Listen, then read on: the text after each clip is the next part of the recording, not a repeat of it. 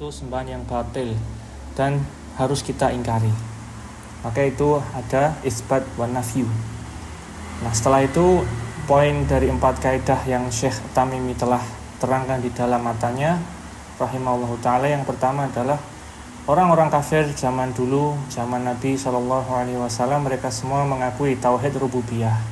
Akan tetapi mereka tetap kafir dan tidak masuk Islam meskipun mereka meyakini tauhid rububiyah. Dan tauhid rububiyah hanyalah meyakini Allah Subhanahu wa taala esa dalam perbuatannya yang khusus, hanya Allah yang bisa melakukan. Allah yang Maha menciptakan, yang Maha memberi, yang Maha mematikan, menghidupkan. Ya, orang-orang kafir zaman dahulu mengakui semua itu. Ayatnya ada la yaqulunallah. Dan ketika kamu bertanya kepada, yang artinya, dan yang ketika kamu bertanya kepada mereka siapa yang menciptakan langit dan bumi dan seterusnya, nah, mereka menjawab Allah. Nah, tapi yang membuat mereka tetap kafir karena mereka menyembah Allah tapi juga menyembah kepada selain Allah. Itu poinnya yang pertama.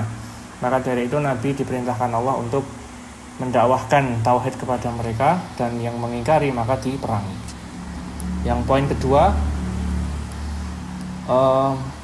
orang-orang kafir zaman dahulu itu sesembahannya banyak. Ada yang menyembah pohon, batu, menyembah patung, dan yang lain sebagainya.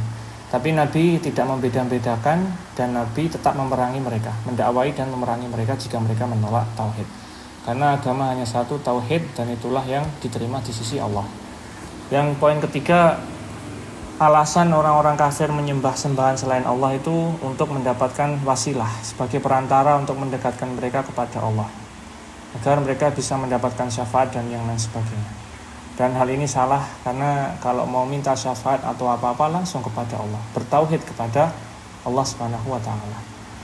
Nah, poin yang terakhir ringkasannya bahwasanya syirik orang-orang zaman sekarang itu lebih parah daripada syiriknya orang-orang zaman dulu. Karena orang-orang zaman dulu itu berbuat syirik hanya ketika dalam keadaan lapang, tapi dalam keadaan terpepet mereka kembali mengikhlaskan ibadah hanya kepada Allah, bertauhid. Kalau orang sekarang dalam keadaan lapang maupun sempit mereka tetap berbuat syirik. Ketika lapang saja berbuat syirik, lebih-lebih ketika terpepet malah lebih berbuat syirik. Ini yang membedakan antara orang musyrik kafir zaman dulu dan zaman sekarang. Nah, terakhir poin lainnya adalah kita mengambil pelajaran orang kafir dan orang musyrik itu sama-sama kafir tapi ada bedanya. Orang kafir dia sama sekali tidak menyembah Allah, menyembah selain Allah. Nah, ini dia kafir. Nauzubillah. Kalau orang kafir, dia kafir tapi tidak musyrik. Nah, kalau orang musyrik, dia musyrik dan kafir. Nah, kalau orang musyrik itu dia menyembah Allah, tapi bersamaan dengan menyembah Allah, dia menyembah kepada selain Allah. Nah, tapi sama-sama kafir. Nauzubillah. Itu kurang lebih pembahasan yang kita telah bahas di kitab Qawaidul Arba'. Nah, sekarang kita akan masuk ke kitab baru, Salasatul Usul, karya juga Syekh At-Tamimi rahimallahu ta'ala. Apa? Kitabnya namanya Salasatul Usul. Secara literal artinya 3 usul pokok dalam beragama, beserta dengan dalil-dalilnya. Nah, kemudian kita akan langsung membacakan matanya dulu. Matan langsung tulisan Syekh Abdul Wahab. Kemudian setelah itu kita akan lanjutkan membaca syarah penjelasannya.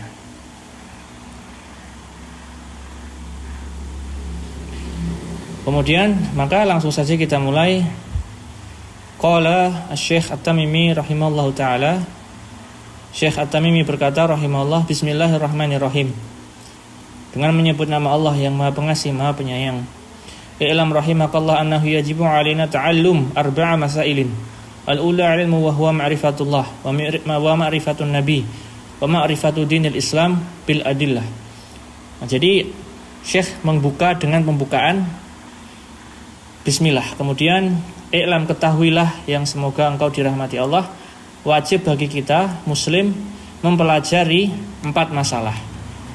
Yang pertama al-ula al-ilm, ilmu, yaitu ma'rifatullah, yaitu mengetahui tentang Allah, belajar tentang Allah, kemudian belajar tentang nabinya, Kemudian belajar tentang agama Islam dengan dalil-dalil yang ada dalam Al-Quran maupun Sunnah. Jadi yang pertama ilmu. Dan yang dimaksud ilmu itu mengetahui Allah, mengetahui Nabi, dan mengetahui agama Islam. Itu kenapa namanya salah satu usul. 3 usul pokok. Nah kemudian yang kedua, masalah yang kedua nanti kita belajar al-amalu bihi. Nah, setelah kita mempelajari, kita mengamalkan. Al-amal bihi, mengamalkan apa yang telah kita pelajari.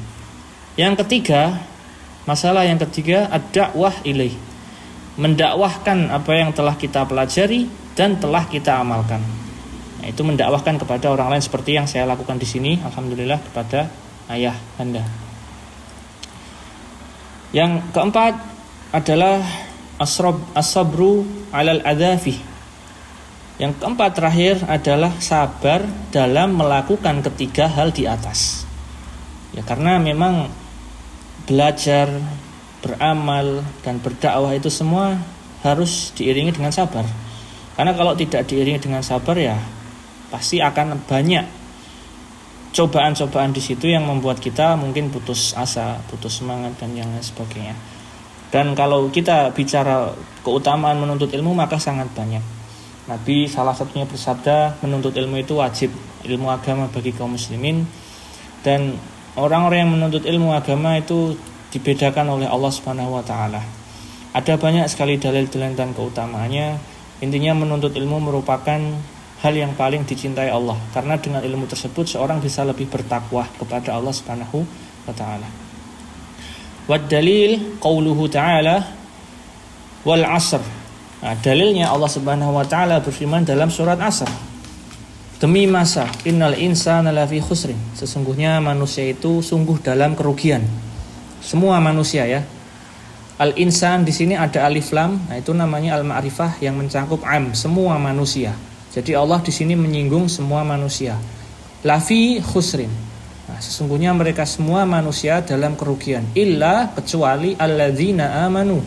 Kecuali orang-orang yang beriman. Nah, kata aminu di sini maksudnya berilmu dan mengamalkan. Nah, itu tafsir dari aminu. Orang-orang yang beriman itu maksudnya mereka yang belajar dan tahu tentang agama, kemudian mengamalkannya dan meyakininya. Wa amilus sholihat, beramal saleh, wa tawassau. Tawassau itu artinya saling mengingatkan. Wa tawassau bil haq, saling mengingatkan kepada yang benar. Wa tawasaw bis sabr, dan saling mengingatkan sesama manusia yang lain untuk bersabar dalam menghadapi hidup. Dan dilanjutkan Syekh At-Tamimi berkata, qala Syafi'i rahimahullahu taala, Imam Syafi'i rahimahullah pernah berkata, "Lau ma anzalallahu hujjatan ala khalqihi illa hadhihi surah lakafathum." Imam Syafi'i sampai-sampai ketika mempelajari surat Al-Asr ini, beliau berkata, seandainya Allah hanya menurunkan surat Al-Asr ini kepada manusia sebagai hujjah terhadap penciptaan manusia, maka sudah cukup surat ini. Ya karena surat Asr ini sangat mencakup lebih bisa dipakai sebagai inti. Ya, itulah sebenarnya inti kehidupan. Wa qala Al-Bukhari rahimahullahu taala. Kemudian Imam Bukhari juga pernah berkata dalam kitabnya dalam bab al-ilmu qabla al-qaul wal amal, yaitu ilmu sebelum berkata dan beramal. Wad dalilu qauluhu ta'ala, Allah Subhanahu wa taala pernah berfirman, fa'lam annahu la ilaha illallah wastaghfir li dzambik. Allah Subhanahu wa taala pernah berfirman, ketahuilah bahwasanya tidak ada Tuhan yang pantas untuk disembah kecuali Allah. Kemudian setelah itu beristighfar, minta maaflah, meminta ampunlah kepada Allah atas dosa-dosa kalian. Nah, ini perlu saya jelaskan. Ayat ini mengandung arti bahwasanya Allah mendahulukan ilmu dulu sebelum amal. Dalam ayat ini Allah memerintahkan dua. Yang pertama fa'lam, ketahuilah. Yang kedua fastaghfir. Maksudnya apa? Maksudnya kalau kamu bertauhid, diterima amalnya, maka setelah itu beramallah, maka diterima. Kenapa? Makanya dari itu Allah, ketahuilah dulu Allah itu satu-satunya sembahan yang pantas disembah, dan sembahlah hanya Allah. Nah, kalau kamu sudah mengamalkan itu, maka beristighfarlah. Setelah itu terpenuhi, maka baru minta ampunlah kepada Allah, karena itu akan diterima. Karena syarat, kembali ke pelajaran kita sebelumnya di Qawaidul Arba, syarat sahnya diterima ibadah yang pertama adalah bertauhid, kemudian mengikuti ajaran Nabi Shallallahu Alaihi Wasallam. Nah, maka di sini itu fabada Allahu bil ilmi qoblal qawl wal amal. Maka di ayat itu Allah mendahulukan ilmu sebelum perkataan maupun perbuatan.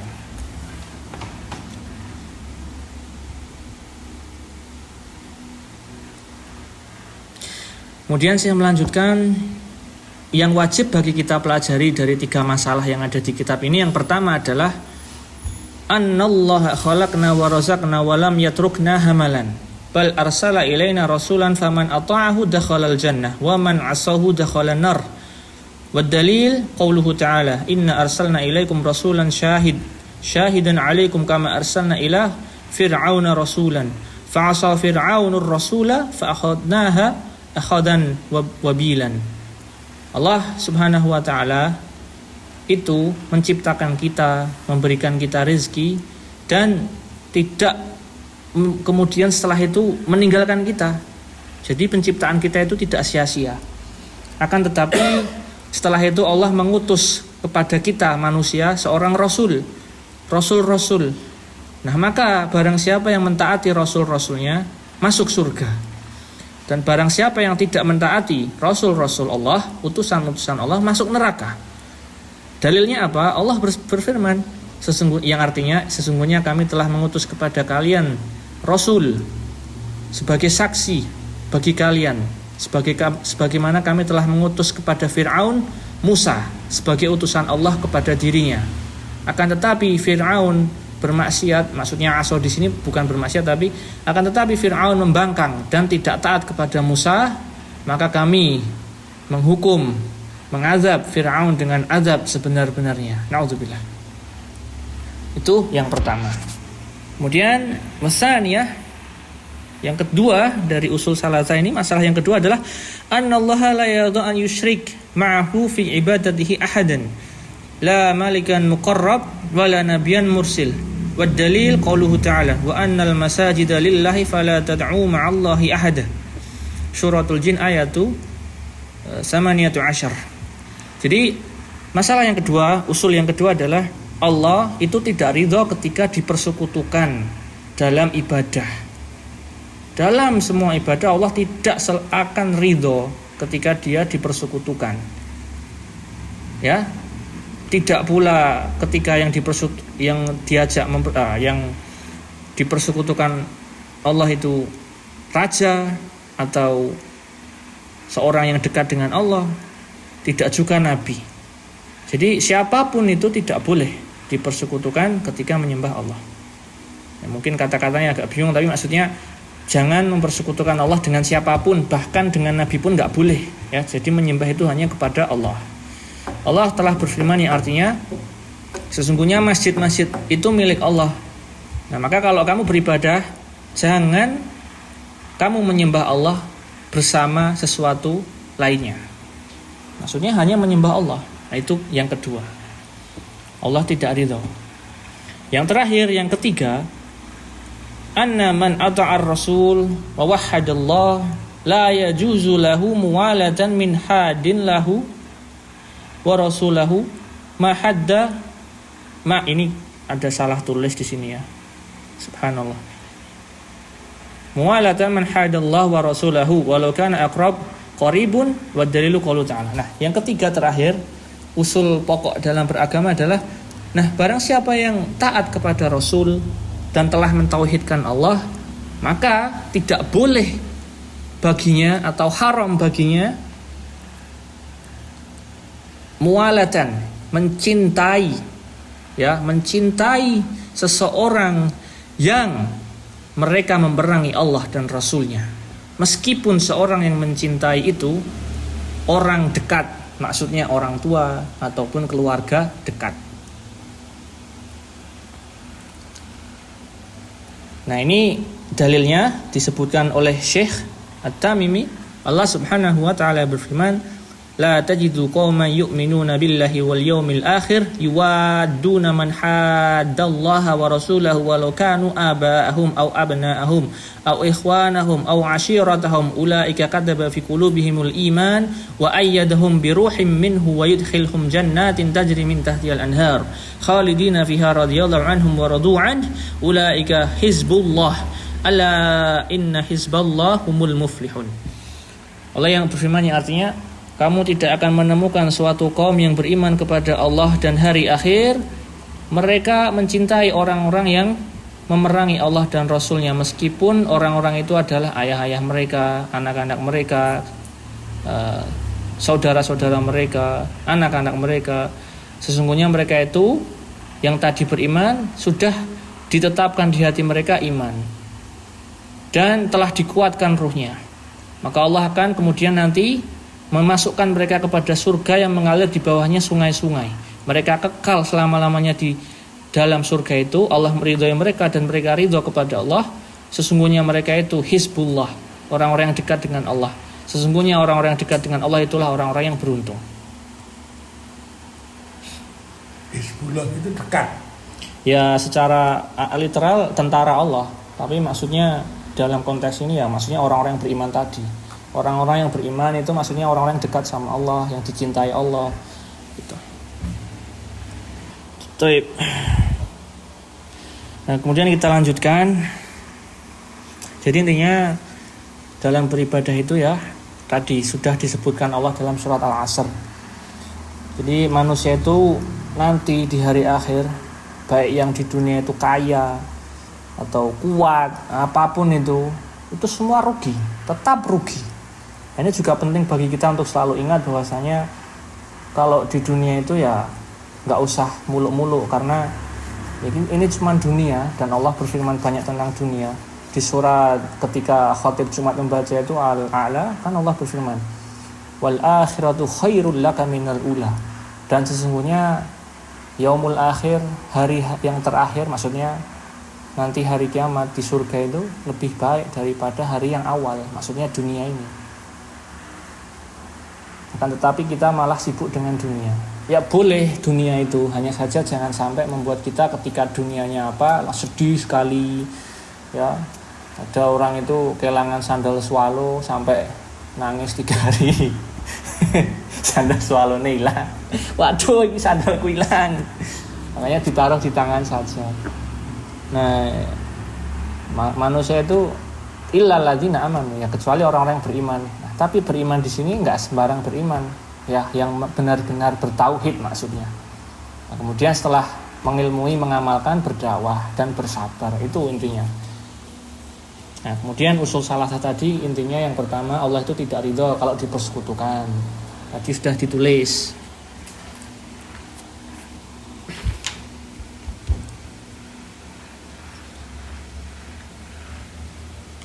Jadi usul yang pertama harus wajib belajar tentang Allah, mengenal Allah dan mengenal Rasulnya. Yang kedua, Allah itu tidak ridho kalau dipersekutukan dengan sesuatu apapun. Yang ketiga, bahwasanya apa tadi? Ayo yang ketiga. Mendakwahkan. Ya. Yang kedua itu mengamalkan. Ya, yang ketiga ya. Jadi duwe ilmu, ngamalke, terus ngangkon ngajak uang, terus sabar. Nah, tapi itu 4 masalah sebelum dilanjutkan. Maksudnya usul 3-nya itu yang tadi, yang pertama itu wajib mengetahui atau mempelajari Allah dan Rasulnya. Ilmu. Nah, yang kedua, Allah itu tidak ridho dipersekutukan dengan sesuatu apapun. Nah, yang ketiga terakhir, barang siapa yang telah bertauhid dan telah taat sama Rasul, nggak boleh mencintai orang-orang yang membenci Allah dan Rasulnya. Itu. Ya, bukan berarti nggak boleh bermuamalah ya, boleh bermuamalah, karena Nabi juga pernah bermuamalah dengan seorang Nasrani. Jadi kalau bisnis nggak apa-apa. Yang nggak boleh itu ketika kita benar-benar mencintai jaga gereja. Ya, kayak kita malah mencintai mereka sebagaimana kita mencintai orang Muslim, itu nggak boleh. Apalagi malah itu gereja dijaga, itu sama sekali terus perbuatan menyimpang. Muhammadiyah mendirikan universitas neng Papua, ono gerejane. itu bisa masuk ke bentuk kekufuran, karena mereka kan Allah memerintahkan kita wa ta'awanu bil birri wat taqwa wala ta'awanu bil ismi wal udwan. Supaya dia tertarik. Enggak boleh, enggak ada yang Nabi itu kalau mengajak seorang untuk tertarik masuk Islam, apakah pernah membuat gereja? Apakah pernah? Itu kan ibaratnya ayo masuk Islam, sembahlah Isa tapi masuklah Islam. Itu kan sama saja seperti itu. Ya enggak, maksudnya gini. Sekolahlah di kami. Kamu Kristen, saya sediakan ibadah. Lama-lama dia berharap tertarik. Ya itu secara niat memang bagus, tapi perlu diketahui juga niat yang baik dalam beragama itu tidak cukup. Kan kembali kepada ilmu yang telah kita pelajari. Syarat ibadah itu diterima, yang pertama tauhid, yang kedua mengikuti ajaran Nabi. Lah sekarang kita lihat apakah Nabi pernah mengajarkan hal yang demikian? Meskipun niatnya baik tetap tertolak, nggak boleh. Itu malah termasuk ditakutkan menyebarkan kesyirikan. Harus ditutup karena hukum mengantarkan sesuatu kepada yang haram itu haram, tetap haram. Jadi harus ditutup dan sebenarnya itu tidak boleh. Ya, tapi urusan pemerintah bagaimana? Wallahu a'lam. Saya bukan ahli pemerintah, tapi saya hanya penceramah dan yang ngajar saja. Itu isi dari nanti yang akan kita bahas. Sekarang kita lanjutkan. Syekh At-Tamimi melanjutkan Al-Hanifah millatu Ibrahim hiya ibadatullahi wahdahu. Dan Hanif, Al-Hanif, agama yang Hanif, agamanya Ibrahim alaihissalam itu adalah beribadah kepada Allah semata, hanya menyembah kepada Allah saja, tidak kepada selain Allah. I'lam arsyadakallah li ta'ati anal Hanif. Hanif itu yang lurus, yang bersih, yang benar. Arsyadakallahu li ta'atihi annal hanifah millata Ibrahim an ta'budallaha wahdahu mukhlishan lahuddin wa bidzalika amarallahu jami'an nas wa khalqihim laha kama qala ta'ala wa ma khalaqtul jinna wal insan illa liya'budun wa 'adzama ma amarallahu bihi at-tauhid wa huwa ifradullah bil ibadah. Jadi saya mengatakan, ketahuilah semoga Allah memberikanmu petunjuk. Agama yang benar, agamanya Nabi Ibrahim itu adalah bertauhid kepada Allah. Maka dari itu Allah memerintahkan semua manusia untuk mentauhidkan Allah. Sebagaimana firman Allah dalam surat Ad-Dzariyat ayat 56, tidaklah, yang artinya tidaklah kami. Nah, kalau di dalam bahasa Arab Allah sering berkata kami, atau bisa pakai kata tu, aku. Kata na dalam bahasa Arab kalau dipakai satu orang itu bukan menunjukkan ganda banyak, tapi menunjukkan pengagungan, takzim namanya. Nah, kalau Allah berfirman nah, itu maksudnya Allah sangat maha agung, maha tinggi, meninggikan Allah. Tapi dalam ayat ini Allah berfirman ma khalaqtu, tidaklah aku Allah menciptakan jin dan manusia kecuali untuk mentauhidkan Allah, beribadah hanya kepada Allah semata saja. Nah, di sini makna dari ya budun di ayat tadi adalah yuwahidun, mentauhidkan Allah. Dan perintah yang paling agung, yang paling harus ditaati, yang paling pertama diperintahkan Allah kepada hamba-hambanya itu tauhid, yaitu mengesahkan Allah dalam beribadah kepada Allah. Dan wa a'dhamu ma nahaa anhu syirk wa huwa da'watu ghairihi ma'ahu. Dan sebesar-besarnya larangan yang paling dilarang Allah itu syirik. Jadi Allah itu punya perintah yang diperintahkan Allah. Allah itu juga punya larangan. Nah, di antara perintah dan larangan ini ada yang paling harus dilakukan, ada yang paling harus nomor satu dijauhi. Nah, yang paling pertama seorang itu harusnya dilakukan itu tauhid.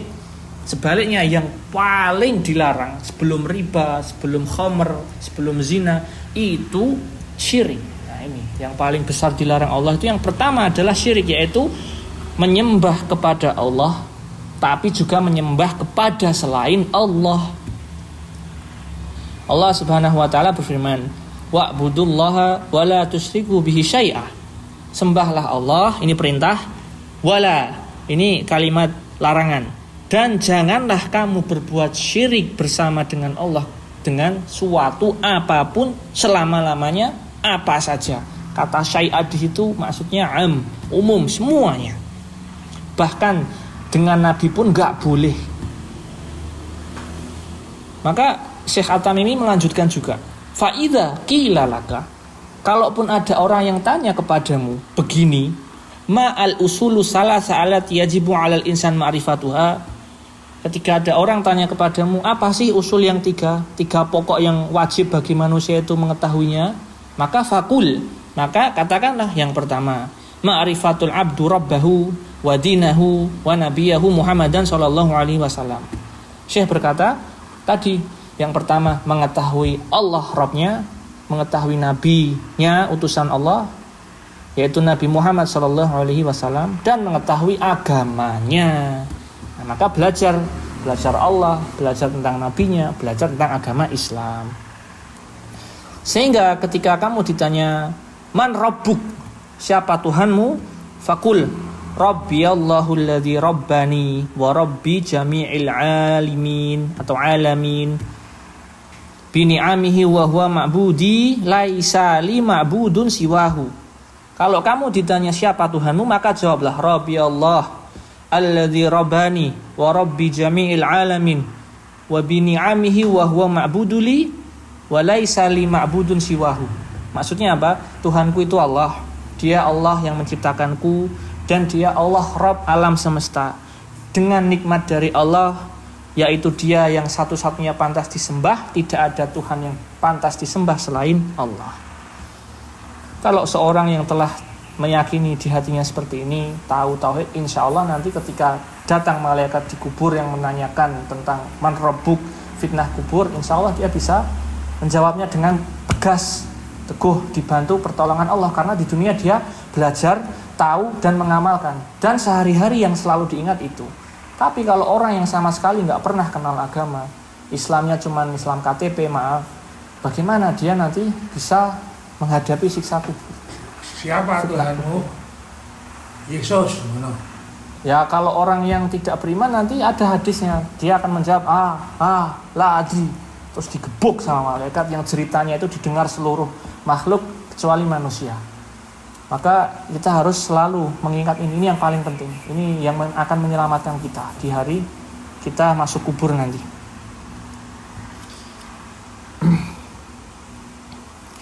Dalilnya yang tiap hari kita baca, Allah Subhanahu wa taala telah berfirman, alhamdulillahi rabbil alamin.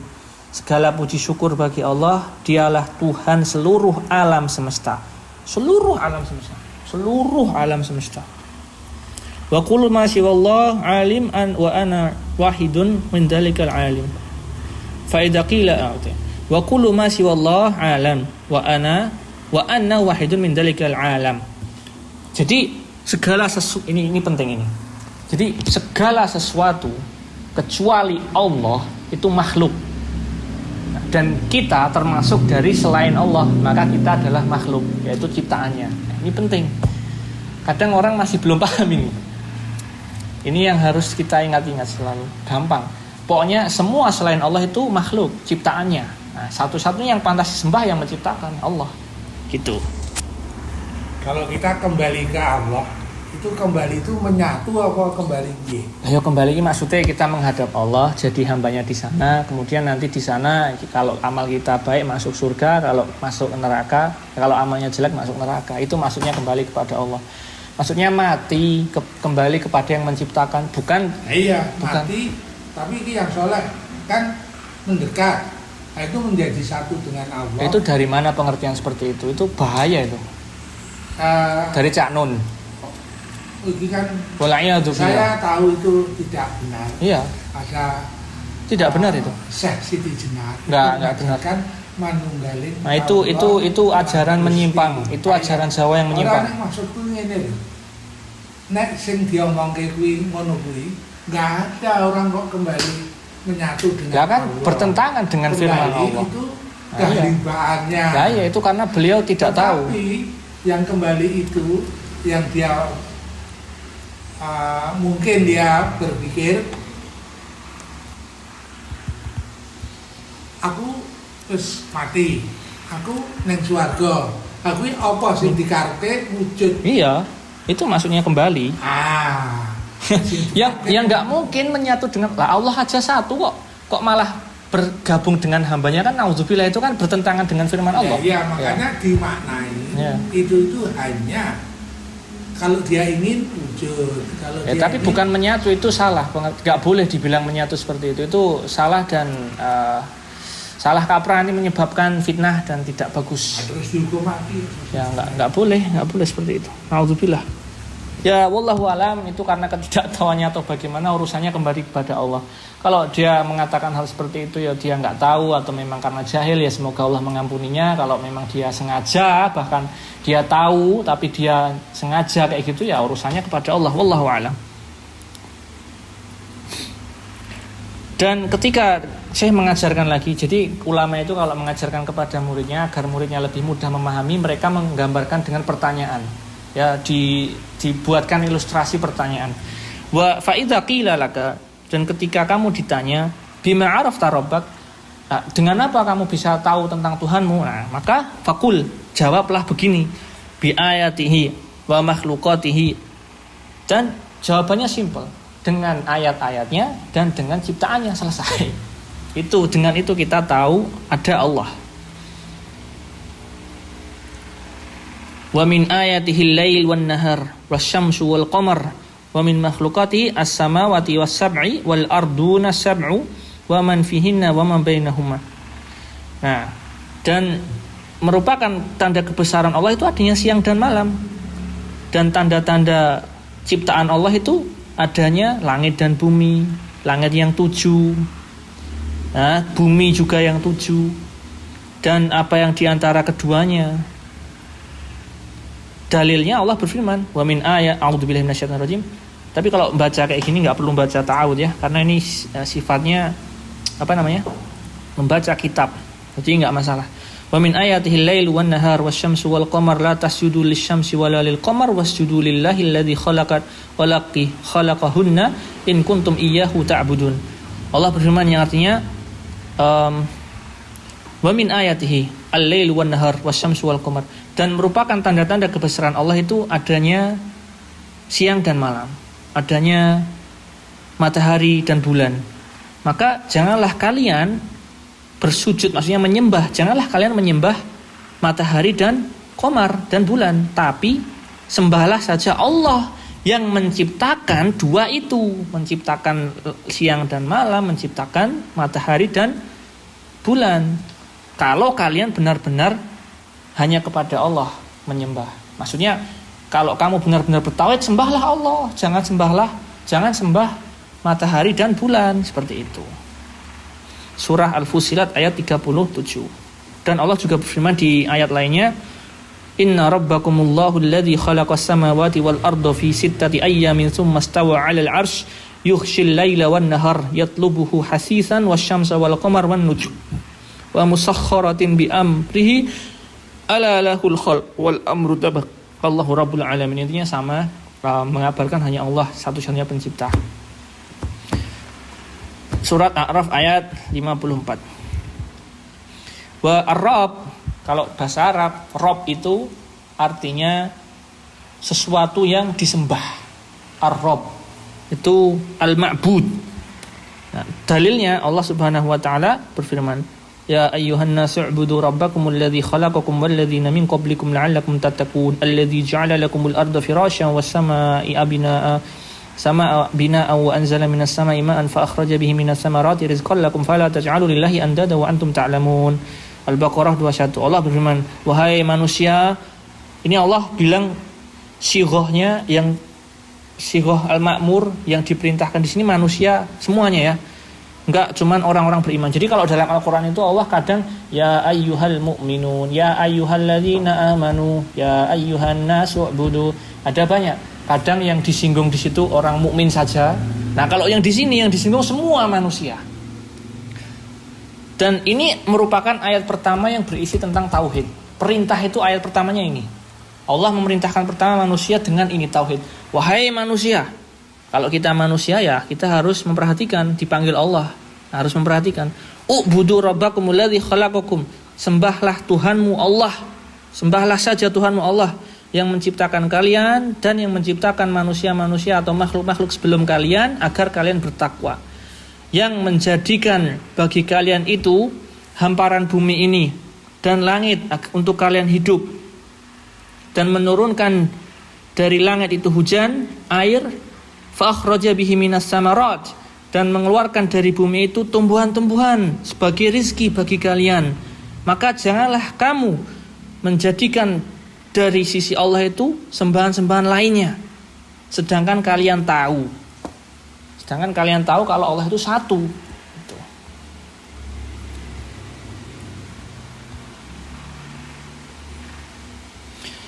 Qala Ibnu Katsir rahimahullahu taala, al-khaliq li hadhil asya' huwal mustahiq lil ibadah.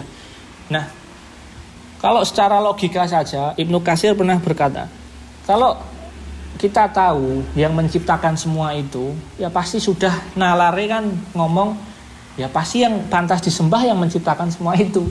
Itu satu-satunya yang pantas disembah. Nah, itu Allah. Itu. Nah, ini sampai sini dulu. Ada pertanyaan lagi, silakan tanyakan. Nanti kita lanjutkan besok bahas ini anwa'ul ibadah allati amarallahu biha. Jenis-jenis ibadah yang Allah perintahkan. Nanti kita akan belajar apa sih itu perbedaan iman, ihsan, kemudian tawakal. Nah, itu nanti dijelaskan semua. Karena dalam seorang yang Islam itu ada martabatnya. Islam, iman, ihsan. Ihsan itu yang paling tinggi. Jadi nanti dibahas insyaallah besok. Ya. Mungkin ada pertanyaan.